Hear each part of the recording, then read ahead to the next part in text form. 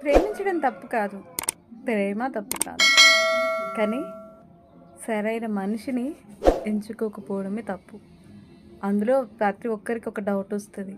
అదేంటి, ప్రేమ ఒకరిని చూసి వాళ్ళ గుణగణాలు చూసి పుట్టిద్దా అని.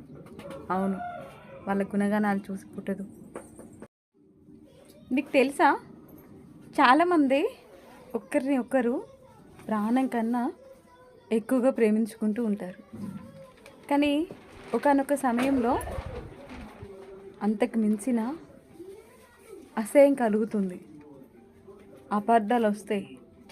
నువ్వు లేకపోతే ఉండలేను అనే పరిస్థితి నుంచి అసలు నువ్వు లైఫ్లోనే లేకపోతే బాగుంటుంది అనే రోజులు కూడా వస్తాయి. ఎందుకని గమనించారా? పోనీ నేను చెప్పినా అంత అవగాహన లేకపోవచ్చు, ఉన్న కొంత మీతో షేర్ చేసుకుంటా. ఏ ఒక్కరికైనా ఉపయోగపడుతుందేమో చూద్దాం.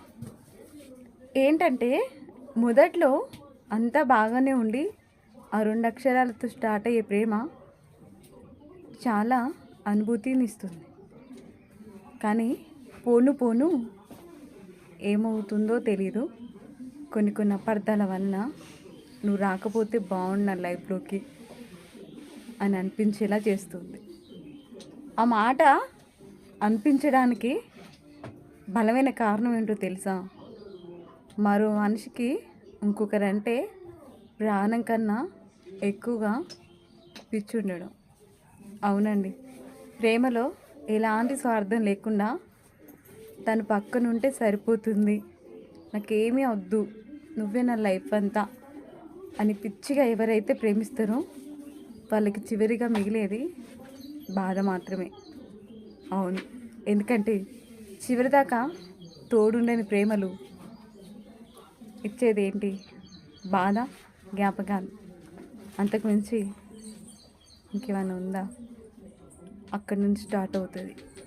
ప్రేమించడం తప్పు కాదు, ప్రేమ తప్పు కాదు. కానీ సరైన మనిషిని ఎంచుకోకపోవడమే తప్పు. అందులో ప్రతి ఒక్కరికి ఒక డౌట్ వస్తుంది. అదేంటి, ప్రేమ ఒకరిని చూసి వాళ్ళ గుణగణాలు చూసి పుట్టిద్దా అని. అవును, వాళ్ళ గుణగణాలు చూసి పుట్టదు. ఎందుకు ఇష్టపడతా ఉన్నామో, ఎందుకు అతను అంటే అంత ఇష్టమో అని తెలియకుండా స్టార్ట్ అయ్యేది ప్రేమ అంటే. కానీ కొన్ని రోజులు పోయిన తర్వాత తను మనకు కరెక్ట్ కాదు అని అనిపించాక బాధ అనేది స్టార్ట్ అవుతుంది.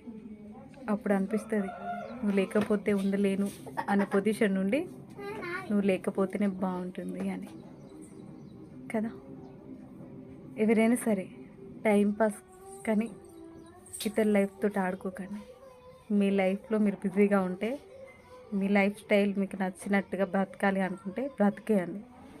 కానీ మరో మనిషిని మీ ఉత్సులో పడేసి ఊపిరేలకుండా చేసి వదిలేయొద్దు. ప్లీజ్, నా రిక్వెస్ట్.